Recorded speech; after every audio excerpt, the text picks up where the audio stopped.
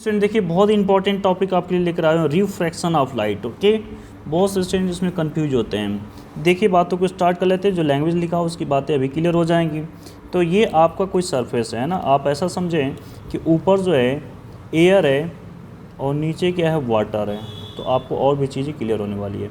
एक दूसरी condition side में रख लेता हूँ और बातें बहुत आसान से क्लियर हो जाएंगी और इतना मज़ा आएगा आपको, बोलेंगे सर वाह ये सब्जेक्ट अच्छा सब्जेक्ट है ना। ऊपर में जस्ट अपोजिट कर लेते हैं, वाटर कर लेते हैं और नीचे कंडीशन एयर कर लेते हैं। ओके चलिए अब बातों को स्टार्ट करते हैं। तो सपोज अगर लाइट ऐसे आ रही है तो जो लाइट आती है उसका नाम आपको पता होगा, इंसिडेंट रे बोलते हैं। एयर से वाटर में जब भी आएगी तो एक नॉर्मल हम बना लेते हैं, नॉर्मल तो हम बनाए नहीं तो नॉर्मल हम बना लेते हैं, एक नॉर्मल ऐसे ड्रॉ कर लेते हैं। ओके, नॉर्मल को हमने ऐसे ड्रॉ कर लिया तो चीज़ें आपको और क्लियर होने वाली हैं। ओके देखिए नॉर्मली हो गया तो क्या होती है, नॉर्मल की तरफ बेंड हो जाती हैं क्या? यस, नॉर्मल की तरफ बेंड हो जाती हैं। आप बिल्कुल मत घबराइए सर ये सर क्या हो रहा है, सर आपने क्या स्टार्ट कर दिया और ये तो पता भी नहीं चल रहा है, कैसे याद होगा, आप इसके लिए टेंशन ना लें।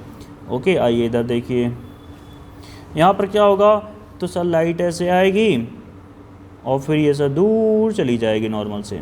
मतलब इसको जाना कैसे चाहिए था, तो लाइट को ऐसे सीधे निकल जाना चाहिए था, क्योंकि लाइट तो ऐसे जाती है, अगर ये मीडियम नहीं होता तो ऐसे निकल जाती।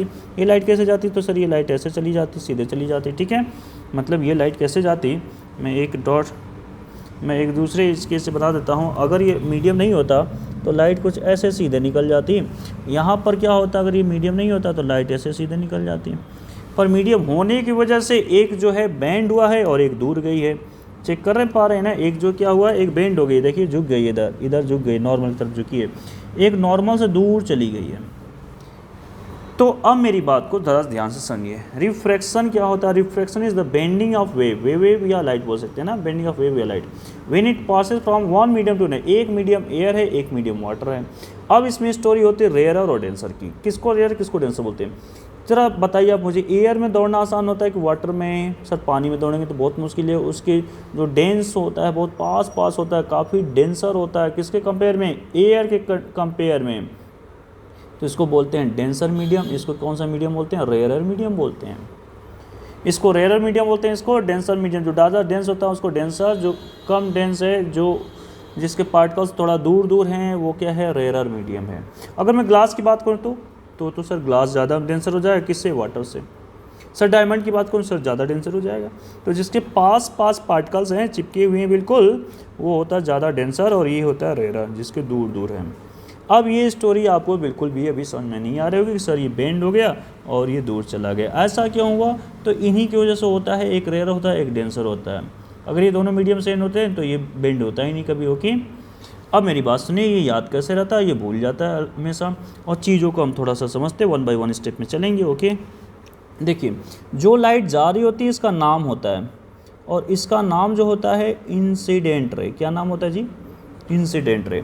और जो लाइट दूसरे मीडियम में जाती है, जिस मीडियम से आ रही है दूसरे मीडियम जो जाती है, इस लाइट का जो नाम है वह है रिफ्रैक्टेड रे। क्या नाम है जी? रिफ्रैक्टेड रे। और ये जो सीधे जा रही है उसका नाम आपको पता होना चाहिए। तो सर इसका नाम हम जानते हैं, क्या जानते हैं सर? नॉर्मल हम जानते हैं। क्या जानते हैं? नॉर्मल।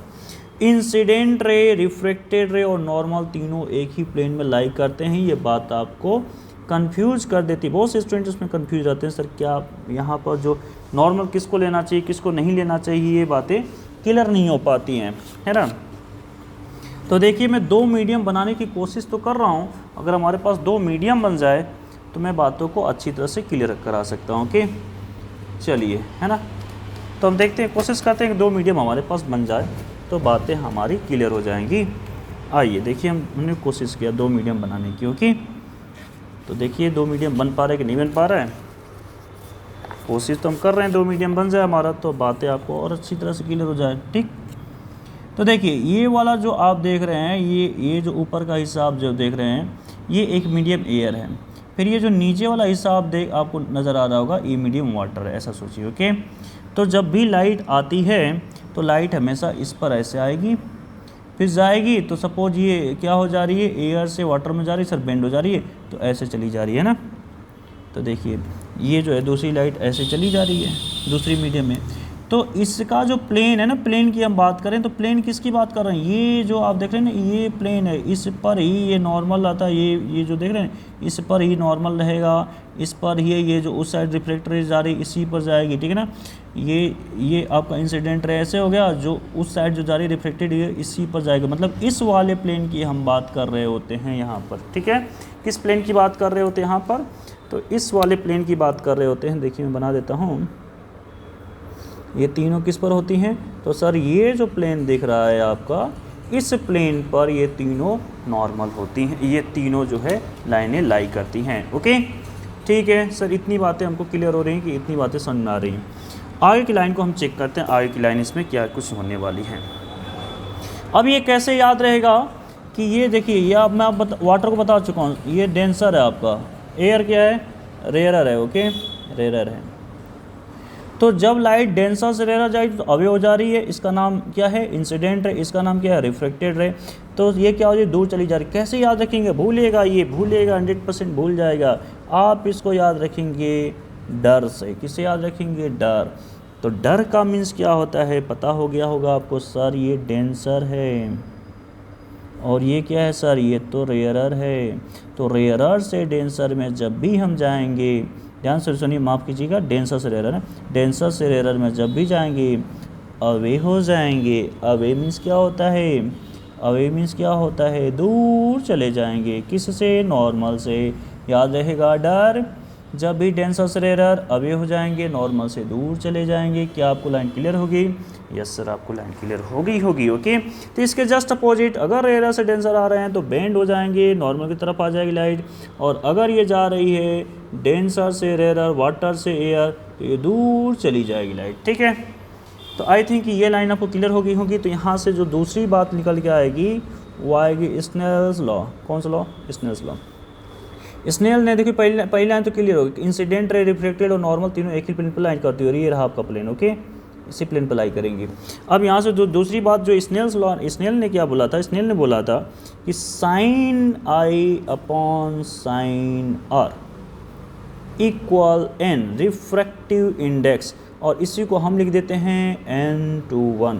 किसी बुक में इसी n को, यहाँ पर बहुत सारे 10th के स्टूडेंट कंफ्यूज हो जाते हैं, किसी बुक में इसको ऐसे लिखेगा, तो किसी बुक में इसको ध्यान से देखते जाइए, किसी बुक में इसको ऐसे नहीं लिखो, ऐसे भी 1-2 लिख देता है। और किसी बुक में आप इसको चेक करेंगे तो और भी एक ट्रिक होता है, वो ऐसे होता है। पर ये जितनी भी चीज़ें लिखी हुई हैं 1-2 ऐसे 1-2 देखिए, यहाँ पर 1 कर दिया, यहाँ पर 2 कर दिया, यहाँ पर 1, यहाँ पर 2, यहाँ पर 1, यहाँ पर 2 ऐसे कर दिया, ये सब मेथड ना फॉलो करें। सिर्फ एक चीज़ को हमेशा याद रखें, 2-1 को ही याद रखें हम, ठीक है। तो 2-1 से आपकी स्टोरी क्लियर रहेगी। इसका प्रॉपर नाम होता है, इसका नाम क्या होता है, रिफ्रैक्टिव इंडेक्स। क्या बोलते हैं इसको, रिफ्रैक्टिव इंडेक्स, ठीक है। आइए पहले समझ लेते हैं, ये मीडियम फर्स्ट था, ये मीडियम सेकेंड था। ऊपर वाला जिस मीडियम से आ रहा है वो फर्स्ट, जिसमें जा रहा है सेकेंड। तो जिसमें लाइट जाती है, किस में जा रही थी, 2 वाले में जा रही थी क्या, तो 2 वाले को पहले लिखते हैं।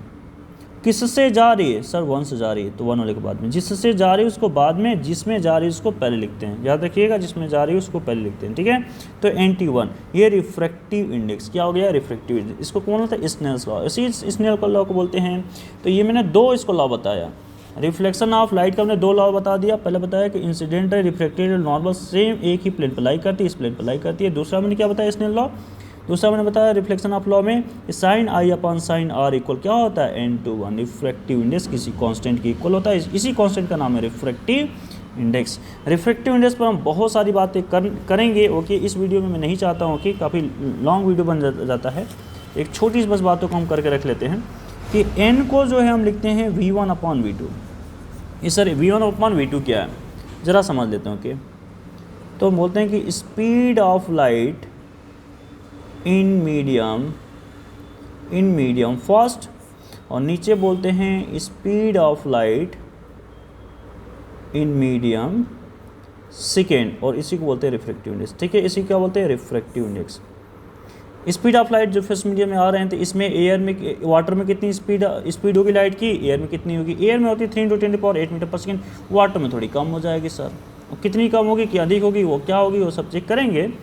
अब देखिए ये n एक और भी n2 जैसे n2 है तो इसको लिखने का एक मेथड होता है, माफ़ कीजिएगा दिख नहीं रहा होगा शायद आपको, n2 है ना, इसको हम लिखेंगे n2/n, क्या लिखेंगे 2 है ना तो 2 को ऊपर लिखेंगे और 1 को नीचे लिखेंगे, n2/n, ये लिखने का एक मेथड। ओके, हम बहुत सारी बातें करेंगे, ग्लास स्लैब से कैसे निकलता है, लेटरल डिस्प्लेसमेंट क्या होता है, कैसे आई वहाँ पर ई के इक्वल हो जाएगा उसको प्रूव भी करेंगे। ओके, और ढेर सारी बातें करने जा रहे हैं पर इस वीडियो में नहीं करेंगे, ये बहुत लॉन्ग हो जाएगा इसलिए यहीं तक रहने देते हैं। Okay, so thank you all, please like and subscribe किया कर मेरे चैनल को अगर आपको अच्छा लगता है। Okay, thank you.